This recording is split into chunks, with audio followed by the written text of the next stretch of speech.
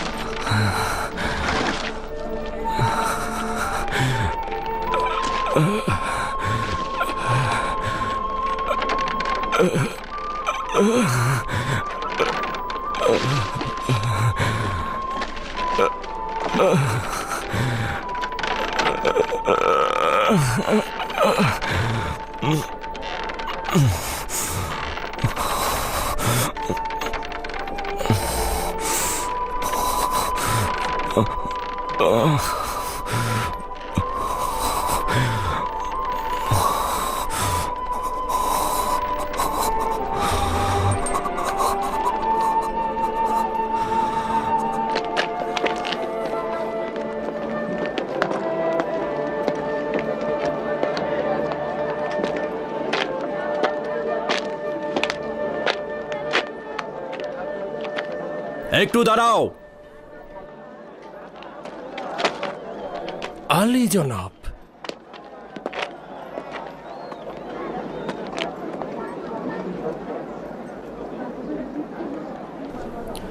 প্লুটোনিউস সাইন্তুস, মৃত্যুর পূর্বে তোমার কি কোনো শেষ ইচ্ছা রয়েছে? এটাই শেষ সুযোগ যেখানে তোমার শেষ ইচ্ছা পূরণের চেষ্টা করা হবে।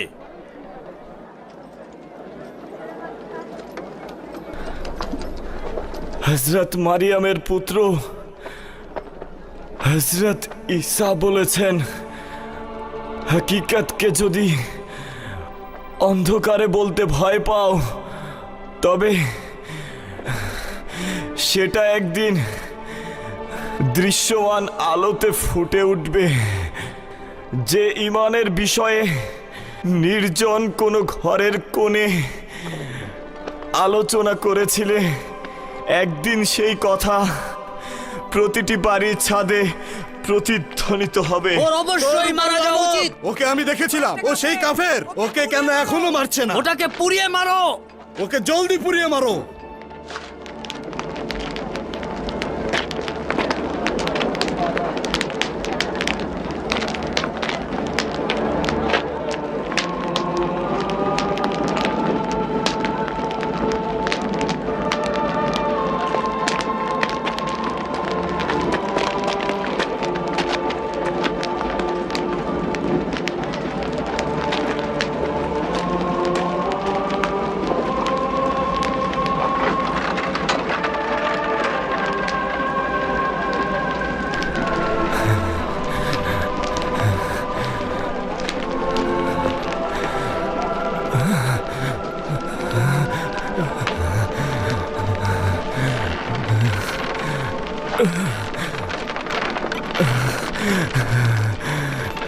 হে খোদা, আমি আপনার রহমতের করুণা প্রার্থী, আমাকে কবুল করুন।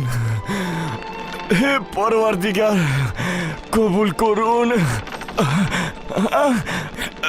হে আল্লাহ, আমাকে ধৈর্য ধরার শক্তি দান করুন। প্লুটন, হযরত ঈসা মসির কাছে আমাদের সালাম পৌঁছে দিও।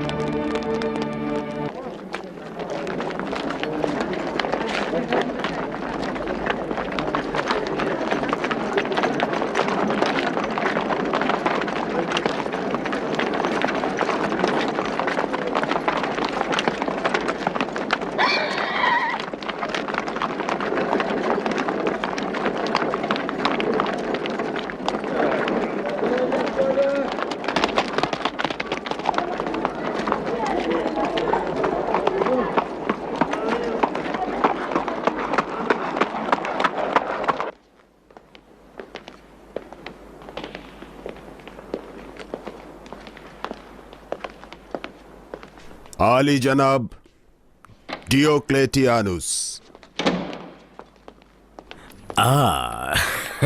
দরুদ আলী দরুদ আলী জনাব। দরুদ দরুদ আলী জনাব দরুদ ডিওক্লেটিয়ানুস দরুদ আলী জনাব। দরুদ দরুদ আলী জনাব। আলী জনাব। দরুদ আলী জনাব ডিওক্লেটিয়ানুস দরুদ দরুদ আলী জনাব দরুদ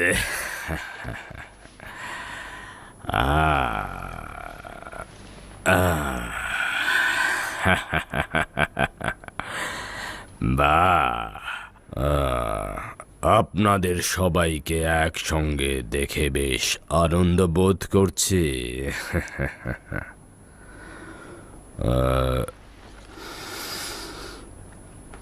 ম্যাক্সিমিলিয়ানুসকে দেখতে পাচ্ছি না যে। জনাব ম্যাক্সিমিলিয়ানুস সময়ের ব্যাপারে অত্যন্ত সচেতন। তিনি খুব শিগগিরই হয়তো এখানে এসে পৌঁছাবেন। সম্ভবত তিনি পথেই আছেন আলী জনাব। ঠিক আছে। মনে হচ্ছে জনাব ডিওক্লেটিয়ানুস আমাদেরকে কোনো গুরুত্বপূর্ণ বিষয় বলার জন্য ডেকেছেন। হ্যাঁ, অনেকটা সেরকম। ফিলাডেলফিয়া খুব দ্রুতই তার ইতিহাসের পাতাতে একটি গুরুত্বপূর্ণ ঘটনার সাক্ষী হতে যাচ্ছে। যে দিনটি হয়তো ফিলাডেলফিয়ার ইতিহাসে আর কখনোই পুনরাবৃত্তি হবে না। আজ অবশ্যই আমি আমার অনুসারীদের সঙ্গে একটি গুরুত্বপূর্ণ বিষয়ে আলোচনা করব। বিশেষ চর পয়গাম এনেছে যে খুব শীঘ্রই প্রাচ্যের এই রোমান ভূমিতে আমাদের মহান সম্রাট হাদেরিয়ানুস আগমন করবেন।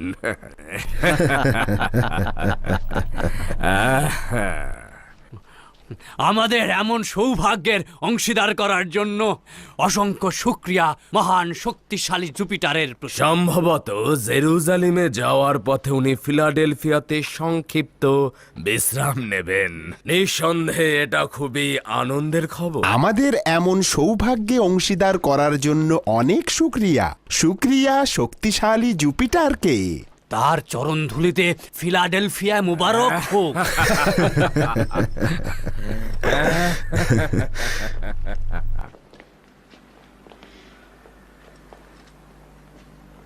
বলছিলেন আসার সম্ভাবনা রয়েছে, তার মানে কি নিশ্চিত নয়? পরিবর্তনের সম্ভাবনা তো রয়েছে, তবে আপাতত সিদ্ধান্ত এটাই যে আমরা তার আগমনের প্রস্তুতি নেব। পানাহ চাইছি মহান জুপিটারের কাছে। কি সৌভাগ্য আমাদের মহান সম্রাটের দিদার লাভ করব। শুধু রোমান জাতির মহান খোদার দিদারই নয়, বরং অর্ধ পৃথিবীর খোদার দিদারের সৌভাগ্য। এমন সৌভাগ্য কিন্তু প্রতিটি ইনসানের ভাগ্যে জোটে না। শুনেছি জনাব ডিওক্লেটিয়ানুস এই মহান খোদার সঙ্গে একই রণাঙ্গনে ছিলেন। ঠিক শুনেছ, টারাজান সাম্রাজ্যের সময় জনাব হাদেরিয়ানুস বিশাল রোম বাহিনীর প্রধান সেনাপতি ছিলেন, আর আমি তার লস্কর বাহিনীর একটি অংশের প্রধান ছিলাম। আচ্ছা, এটা কি সঠিক যে আপনি জনাব হাদিরিয়ানুসের জান বাঁচিয়েছিলেন? ক্ষমা করবেন আলী জনাব, আমি শুনেছিলাম সেটা একটা ভয়ঙ্কর মুহূর্ত ছিল। ইরানীদের সঙ্গে যুদ্ধে হঠাৎ দুশমনরা হামলা করল, রোমান সৈন্যদের পেছনে পালিয়ে যেতে বাধ্য করা হলো এবং জনাব হাদেরিয়ানুসকে বন্দী করা হলো। আর কিছুটা বিলম্ব হলেই তার যান কতল হয়ে যেত। কিন্তু জনাব ডিওক্লেটিয়ানুস এই বিপজ্জনক অবস্থা টের পেয়ে বিলম্ব না করে এই শত্রুবাহিনীকে হামলা করলেন। তিনি বীরত্বের সাথে শত্রুবাহিনীকে পরাস্ত করে তাকে নাজাত করলেন।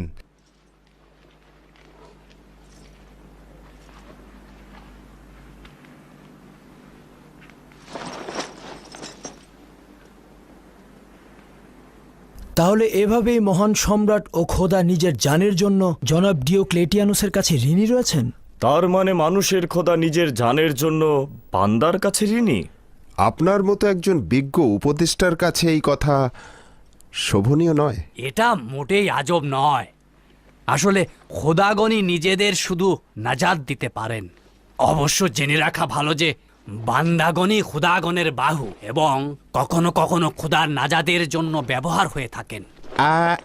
অবশ্য যা এখনো বলা হয়নি সেটা হলো জনাব ডিওক্লেটিয়ানুস কর্তৃক জনাব হাদেরিয়ানুসের যান রক্ষার সময় হতে এখন পর্যন্ত জনাব হাদেরিয়ানুস খোদার সর্বোচ্চ আসনে অধিষ্ঠিত হতে পারেননি।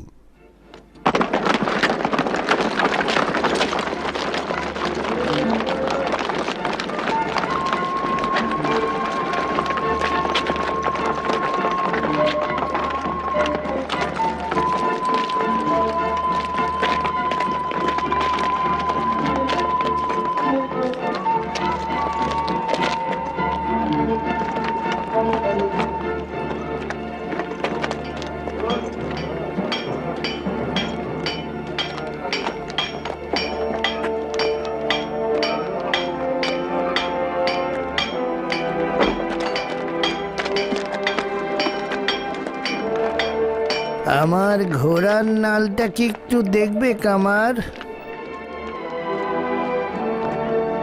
অবশ্যই অবশ্যই দেখব। ওই বাড়িটার সামনে একটা মূল্যবান টমটম দাঁড়িয়ে আছে।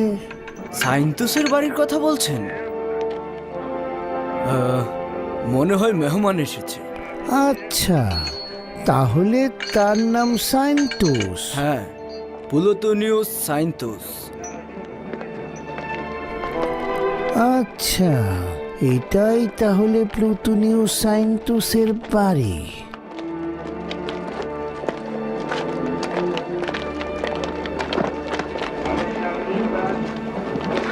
আরে কোথায় যাচ্ছেন? এই যে শুনছেন, আপনার ঘোড়ার নাল লাগাবেন না। এই যে চলে গেল। আরে আপনার নাল লাগাবেন না, পাগল নাকি?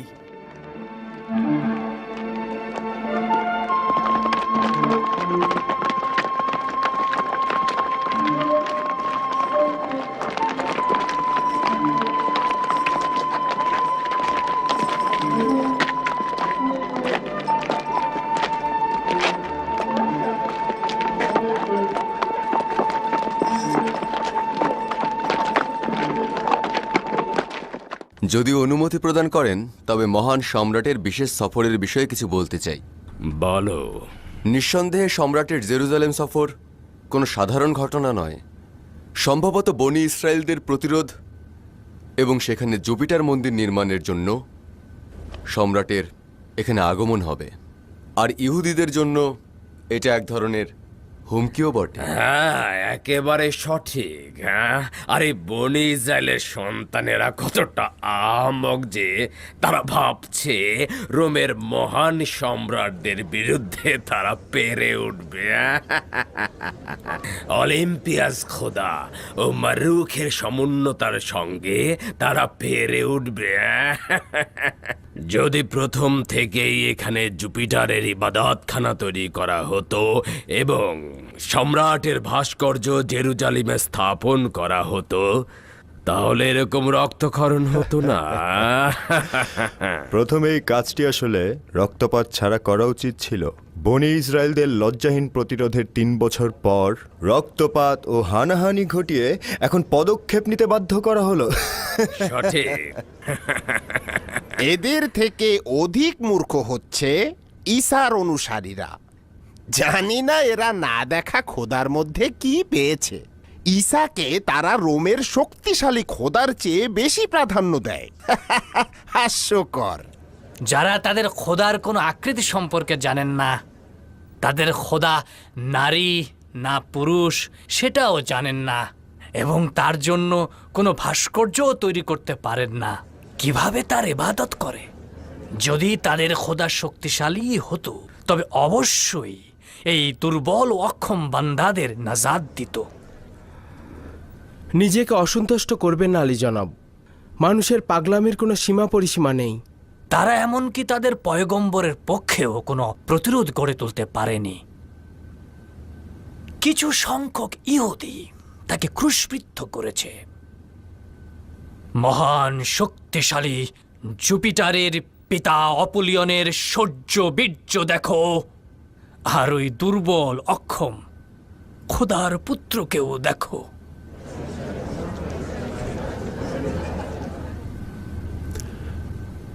বলা হয়ে থাকে যে হজরত ঈসার মূল ধর্মে কোথাও উল্লেখ নেই যে তিনি খোদার পুত্র, বরঞ্চ তিনি খোদার পয়গম্বর ছিলেন। হজরত ঈসার ক্রুশবিদ্ধ হওয়ার পর খ্রিস্ট ধর্মের একজন প্রচারক পিতা পুত্রের এই গল্পটা ফেঁদেছেন যেন রোমানদের এই ধর্মে আকৃষ্ট করা যায়। সম্ভবত রোমানদের কাছ থেকে শিখেছে যে খোদা পুত্র জন্ম দিতে পারে। ক্ষমা করবেন আলী জনাব, আজকের দরবার কি ঈসা মসির অনুসারীদের বিশ্বাস নিয়ে, নাকি জনাব ডিওক্লেটিয়ানুস অন্য কোনো গুরুত্বপূর্ণ বিষয়ে এখানে আমাদের ডেকেছেন? সাবাস, তাহলে গুরুত্বপূর্ণ বিষয়ে ফিরে আসা যাক। মহান সম্রাটের আগমনের সময় আমাদের কয়েকটি গুরুত্বপূর্ণ বিষয় মাথায় রাখতে হবে, যেটা এখন আলোচনা হবে। মহান সম্রাটের ফিলাডেলফিয়ায় প্রবেশ হবে একটি বীরত্ব গাথার মধ্যে দিয়ে। শুনুন জনাব ব্লুটো, জি আলী জনাব। আমাদের ইবাদতখানাগুলো মেরামত করা হোক, আপোসের ভাস্কর্য সেখানে প্রতিস্থাপন করা হোক, আপোলন, প্লুটন, মার্রিক, সিবেলা, কিয়ানা এবং মিত্রার ভাস্কর্য স্থাপন করা হোক। যত রকম ইবাদতখানা রয়েছে এবং যত রকম খোদার ইবাদত করা হয় তাদের নামে ইবাদতখানা তৈরি করা হোক। এবং প্রিয় মেয়র জনাব সুরিমানুস, আপনার কাছে চাইছি প্রভু জায়ানুসের ভাস্কর্য স্থাপন করে শহরের সদর দরজায় স্থাপন করা হোক। জি আলী জনাব। আর রাজস্ব বিভাগের প্রধান জনাব মার্টিয়ানুস, সম্রাটের সঙ্গে আমার পূর্ববর্তী সম্পর্কের কারণে তাকে আমরা মূল্যবান হাদিয়া প্রদান করব। কিন্তু আলী আজ জনাব- থেকে রাজস্ব দ্বিগুণ করে দিন। কিন্তু কিভাবে করবো আলী জনাব? এটাই তো অনেক কষ্টে জমা করে থাকি। বলে কি জনাব মার্টিয়ানুস, এটা রোম নয়, আর তারা উচ্চ মর্যাদা সম্পন্ন ইনসানও নয়। এরা হচ্ছে এমন একদল পশুপাল যাদের দুগ্ধ দোয়ানো না হলে বাচ্চারা সব খেয়ে ফেলবে। সুতরাং দুগ্ধ সংগ্রহ করো, বোঝা গেল? আর প্রিয় ডিনাসিউসে আজিজ, মহান সম্রাটের উপস্থিতিতে নাট্যশালা চাই। প্রচুর গ্ল্যাডিয়েটর সংগ্রহ করুন, প্রচুর সংখ্যক ভয়ঙ্কর সিংহ ও ভাল্লুক চাই, আর তাদের সঙ্গে ওই ঈসা মসিহের অনুসারী চাই। ঈসা মসিহের অনুসারী কেন আলী জনাব? জানি যে চিকিৎসকের সঙ্গে ক্রোধ উপযুক্ত নয়, কিন্তু অবাক হচ্ছি এত ভোতা জেহেন তো আপনার ছিল না জনাব তেলমিখা। আচ্ছা, আপনি আমাকে বলুন তো, ভয়ঙ্কর সিংহ ভাল্লুক কিভাবে সম্রাটকে বিনোদন দেবে? বুঝতেই পারছেন, ফিলাডেলফিয়ার জমিন ঈসা মসিহের অনুসারীদের রক্তে একেবারে সয়লাভ হয়ে যাবে।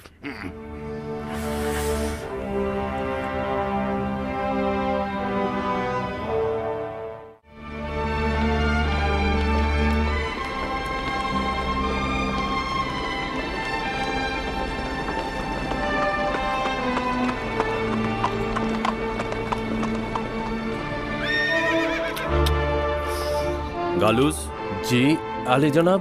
এক্ষুনি আদুনিয়ার কাছে যাবে এবং বলবে তারা যেন অবস্থান পরিবর্তন করে।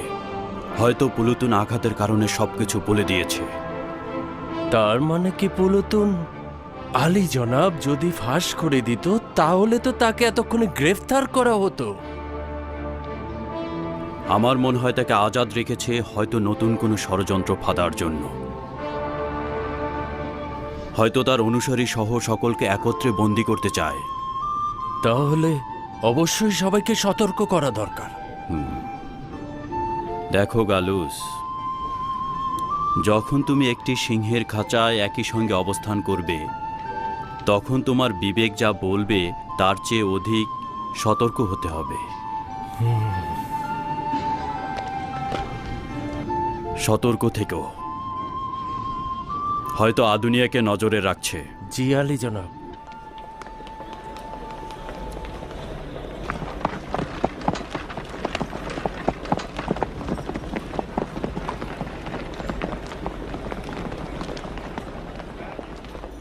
শ্যামল, এদিকে এসো। আমি ফিরে না আসা পর্যন্ত ঘোড়ার দিকে লক্ষ্য রেখো, ঠিক আছে? জি আচ্ছা।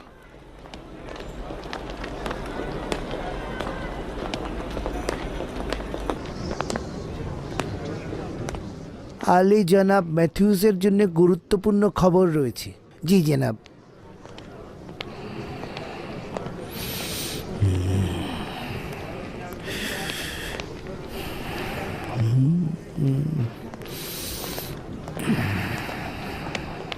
শালা মানুষ করছি, আপনার জন্য জান কোরবান আলী জনাব।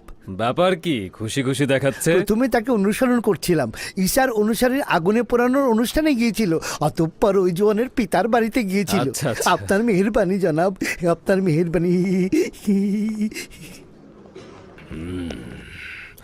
রোম, এথেন্স, আন্তাকিয়ে, গ্রেট, সাইপ্রাস, ফিলিস্তিন, সিরিয়া, এমনকি এই ফিলাডেলফিয়া সমস্ত ঈসা মসিহের অনুসারীতে পূর্ণ। তাদেরকে যতই হত্যা করি, আঘাত করি, দরিয়ায় নিক্ষেপ করি এবং হিংস্র সিংহের সামনে দিয়ে দেই না কেন, তারা খতম হবে না। আমার এই রাজমহল পর্যন্ত প্রভাব বিস্তার করেছে তারা। বুঝতে পারছি না এই আজগুবি দিন কিভাবে এই রাজমহলে ফাটল ধরালো।